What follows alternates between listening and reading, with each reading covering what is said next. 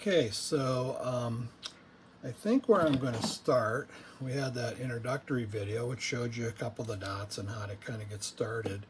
I think the first fly I'm going to start with are some soft hackles. They're pretty straightforward. It'll show you some dubbing techniques and some hackling techniques. And so I want to show you, but I thought first I would share with you a little bit of my own fly boxes here. This box here, you can see that whole row right there. Those are pretty much all soft hackles. This is a warm water box, by the way. This is a bluegill box, and these big soft hackles down here, they'll not only catch bluegill, but you'll get an occasional bass on them as well. So here, let me put that in the camera so you can see them a little better.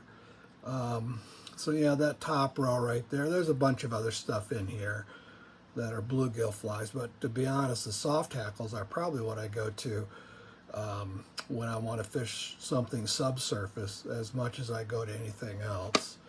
And also show this one. This box, this is kind of my big nymph box, and you can see that, here, let me pull it back here actually. You can see that there's a lot of big nymphs. We'll talk about some of these different flies as time goes, but I wanted to kind of show you these. This is a red fox squirrel hair, but it's tied as a soft hackle, and this is a really good fly. Let me pull one of them out here and just put it in my vise so you can see it a little better. This one, one of the things is I ribbed it. I don't know if we can see it in the light there, but it's been ribbed with a holographic gold tinsel, which you can do. This one does have a little tail on it, but this is pretty much right out of Dave Whitlock's Red Fox Squirrel Hair Nymphs. And this is a really great warm water fly. I fish this a lot for bluegill, but I also fish them for bass. Maybe a little bit bigger size for the bass. Let me change out flies here. Maybe something like that. And especially if you get a cold front comes through and your bass fishing really slows down, sometimes just put this on a sink tip and a leader and just swim it really slow in 6 to 8 feet of water just off the shore, and sometimes that will pick up bass. It'll certainly pick up bigger bluegill, but it'll pick up occasional bass too. So soft hackles are really one of the things that you want to tie. This box here, I don't have many flies in it yet, but I'm beginning to put some flies. I'll show you this box later. There's a few little rust-colored soft hackles for trout. Now these are smaller, and tying smaller soft hackles becomes a little bit of a challenge, so I want to show you kind of a couple ways to go about doing it. So what I'm tying on here, I'm just tying on a Mustad 3906, but you can use a Tiemco equivalent or whatever, your favorite, 1 extra long or 2 extra long. It doesn't really matter. Nymph hook, normally you'd want a nymph hook. You can tie these if you want them lighter weight. You can tie these on dry fly. With trout, with the ones for trout, man, they have a ton of uses. You can fish them, especially if you tie them on a dry fly. You can fish them upstream just like a dry fly, just kind of in the film, and they imitate emerging insects. That's a great way to fish them. You can do the very traditional way of fishing them, where you swing them. You might want to put a little weight on it or put a little slow sink tip. Fish them with a little bit of a slow sink tip, and then you can mend it to control the flow and the swim of the fly, so you can swim them like an insect. The other thing I do with them is when I set up Euro nymph rigs, sometimes the soft hackle pattern will be my top fly. I'll have my little paragon or my tungsten bead fly as my point fly to my weight to get down. And then a lot of times I'll fish an unweighted, something unweighted, and a little unweighted soft hackle is a great fly to put as your upper fly. The fish will definitely eat those. So anyway, let's look at how to go about tying these. What's nice about this, it's only 3 components. I'm using some, let me see if I can get that where the glare isn't on it. I'm using some Nature's Spirit Premium Partridge. These are the feathers that are already been pulled out. And I'm going to show you some ways of dealing with the longer hackle. And then I'm also doing some Nature's Spirit. Let's see if I can get that in there. There we go. Just some hare's mask dubbing, and I'm going to kind of do it in a rust color. And then finally, I'm going to use some copper wire on this one. And I'll put some different patterns. I mean, you can do a lot of different, there's a lot of color combinations, a lot of ways to do it. This is simply one of them. All right, so let's go ahead and let me start. I'm just using a 6/0 black thread, so let's go ahead and now remember that jam knot I showed you in the first video, that beginning video, okay? We're going to start here, wrap over, and then come back and wrap over the thread. And then remember, if I hold that up, that acts as a little ramp to drop my thread right down to get a nice smooth thread base. Get my scissors in my hand. Remember, we put our scissors on our ring finger like this and we keep them there. Okay, so the first thing I'm going to do is I'm going to take my feather. We'll try this one here. But one of the things you'll notice is the barbules. Okay, when we talk about feathers, by the way, let's talk a little bit about what you're seeing. The stem is called the rachis. These little fibers up here are called the barbules. Okay, and so if you look at my barbule length, you notice this is a pretty long feather for a small soft hackle. Okay, so there's a couple ways to do it. I'm going to show you two different ways you can do it. First thing I'm going to do is I'm going to put my thread at about the halfway point, and I'm going to take this feather and I'm going to strip back, get the tip exposed like this, kind of get a nice little common point right there. And then it doesn't really matter which way you put this feather in because of what we're going to do with it. I'm going to go ahead and I'm going to wrap the thread back, and let's trim the tip out of there. Okay, now you'll notice that I've put that at about the halfway point. Okay, so that's where it's going to begin, and this way, and you'll see what I'm going to do here. What I'm doing is I'm adjusting for the length, because that feather, the barbules are way too long for a small soft hackle like this. So what I'm going to do is I'm going to come back in here, and I'm just going to do a few wraps. Maybe one more. I don't know, that might be almost too many. We'll keep it down low. Only do a half a wrap. And then I'm going to wrap that around, come in, and trim it. Okay, so what I've done is I've gotten the barbules at the halfway point. So I'm going to sweep them forward, and what that does is it takes up some of the length of the feather. Let me get all my little barbules, sweep them all forward here. And what you want to do, so now there we go, let's wrap a little thread. There we are. So now you can see that I've pushed the fibers forward. So now when I sweep them back, they'll be maybe a little bit longer than the body. You want them, I would say, I think anything from 2/3 the body length to maybe just past the body, maybe, I don't know, like 1 1/4 perhaps. And actually I can shorten them up a little bit more by, let me wrap up here just a little closer to the eye of the hook. All right. So now, one of the principles of creating bodies, tying flies, is we always put materials on in the reverse order we wrap them forward. Okay. In other words, the last thing you wrap forward will be the first thing you put on. So since the wire is going to wrap forward through the body, I'm going to put the wire on first. Okay, so let's go ahead and get this wire in here. And this is just going to act as my rib to my body. Okay. Now I'm going to take some of my rust colored dubbing, and I'm going to get a little bit of it. Now, one of the things about dubbing, and this is pretty true of soft hackles, we'll do dry flies later, dry flies as well. One of the things you can see I'm doing is I'm spinning this material onto the hook shank, and I create like a little noodle of it. Okay, then now notice I can slide that noodle up and down the thread. Let me do up here. So I can slide that noodle up and down the thread. I'm going to slide it up, so that little point up, take a couple wraps. Now, when I twist it, okay, it's going to tighten up. That dubbing will tighten up.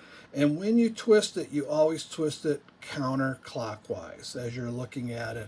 This is reverse to you, and my finger's moving clockwise by your perspective, but when you come to the other side here, it's counterclockwise. So you want to spin this counterclockwise and just keep spinning it, and you want to make a nice dubbed body coming forward. And what I will say to you is always use less dubbing than you think you need. Okay, use very, very small amounts of dubbing. You can, if your noodle's too small, you can wind over it. More than once to make the body bigger, but you don't want to get big clumps of dubbing. Always pick dubbing, whatever you're doing, always pick dubbing, very small amounts.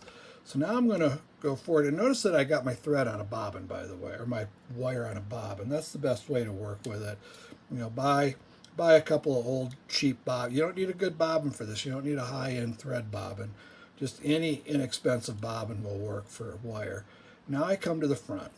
Okay, so in the first video, I demonstrated doing a whip finish with thread, but I also said it's probably a good idea to learn how to whip finish with your fingers.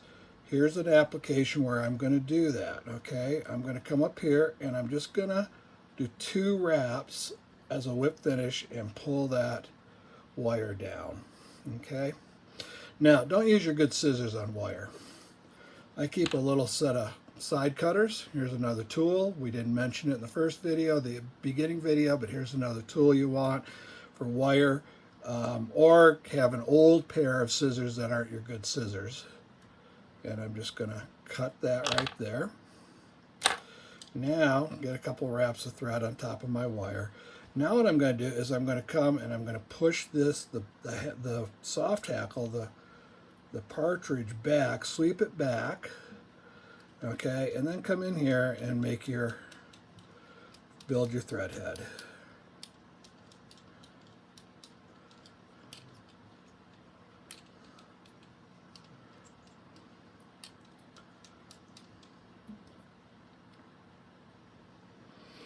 Okay. Now I'm going to go ahead. I'll use my whip finish tool now, and I'll come in here and I'll grab it. Oops, I got a couple stray fibers there that are wanting to get in the way. We don't want to catch any of our fibers in our thread head. There we go.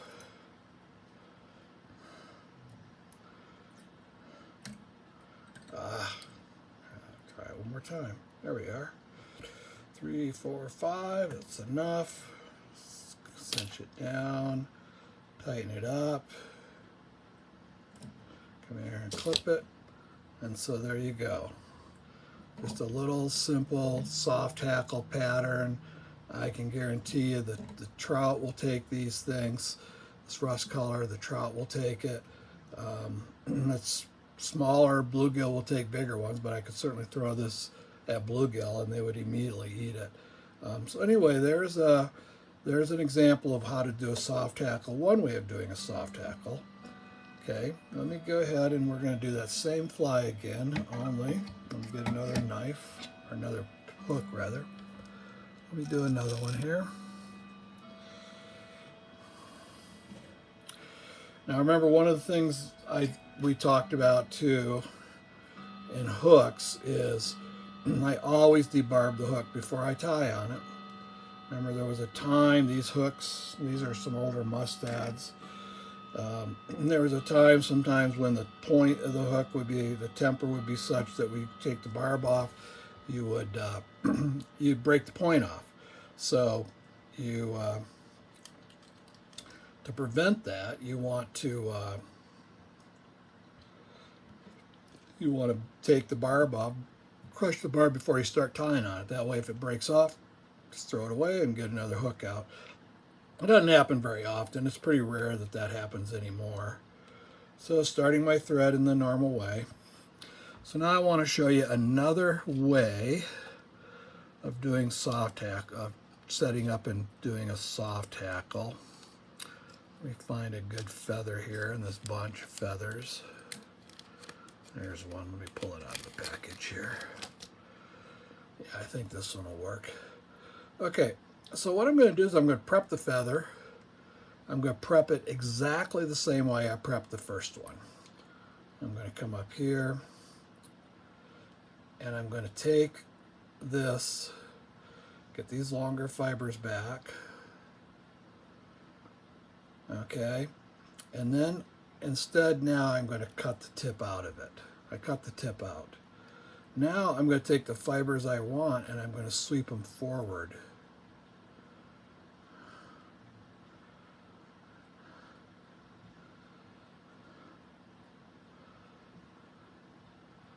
So that they're in a group of fibers going forward. Now, and one of the things about this particular method is in some ways it's a little easier because you can see how long the fibers are you put out over top of the hook shank. Okay, so you put this over top, you put these fibers going forward, and then you come in here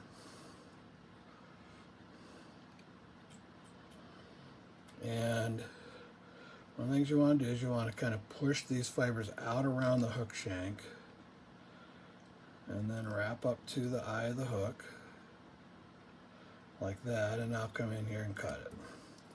Okay, now one of the things about this is that the only probably downside of this is sometimes the fibers tend to want to sit on top of the hook shank. Anyway, so there you go. I got them kind of evenly distributed around the hook shank as I can. So everything else now is just the same. We'll come put the wire in.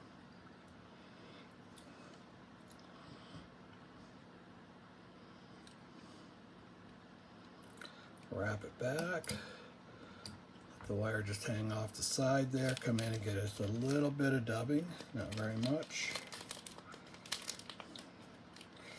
And really the rest of this fly is, there's no difference between this and the rest of the fly. So I'm going to start here. That dubbing noodle is kind of thick, so what I'm going to do is I'm going to put it up there, wrap once or twice, and get it so that the thread catches the dubbing needle. Now you can see I'm spreading that noodle out and I'm tightening it up as I go. And notice that each time I come around I give it a little spin just to kind of keep it tight.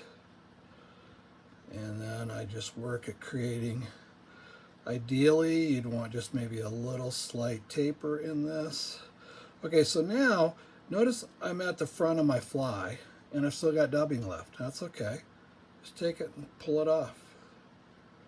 Pull it off your thread.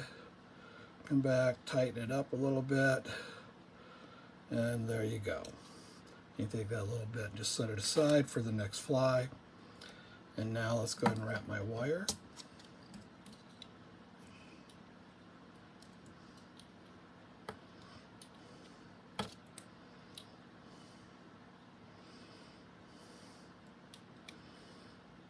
Okay, and then we'll, just like before, I'll whip finish. Just do 2 wraps. You don't need to do a lot with wire. Okay. Come in here and clip my wire. Maybe put a red strap or 2 on top of it just to make sure it's secure. Now go ahead and let's push these fibers back. Try to spread them out as much as I can. And wrap my eye.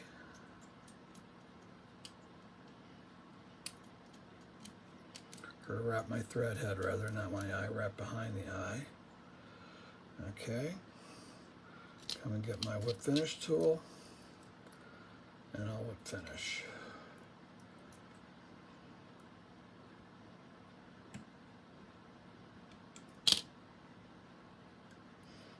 And there you go. So that's the second way to wrap a soft hackle. You know, you don't have quite as many fibers under the pattern, you know, but you do have them wrapping around. This one a little shorter. This one is kind of just goes to the end of the body. The other one is a little longer. So both methods kind of get you to where you want to go. And I don't think there's any. I can tell you the fish don't care. You know, they're not going to go, oh, you didn't do the hackle a certain way, I'm not going to eat this fly. You know, you're just trying to get these legs out here, get some movement in the water, that sort of thing. And so there's two ways of doing soft hackle, and I've just given you kind of a little trout soft hackle. Future videos I may tie some of the bigger ones and show you some bigger soft hackles as well, but this will kind of get you started tying some pretty useful flies to put in your box, whether you're going after bluegill or going after or you're trout fishing. Either way, soft hackles are a great little pattern to have in your box. They're a real versatile fly. So anyway, so there it is. So thank you very much. Subscribe to the YouTube channel. I'll keep posting up tying videos this spring, and we'll do some tackle rigging type videos later. And we will also I'm going to try to get some fishing videos up this summer as well. So anyway, thank you very much. Thanks for watching, and have a good day.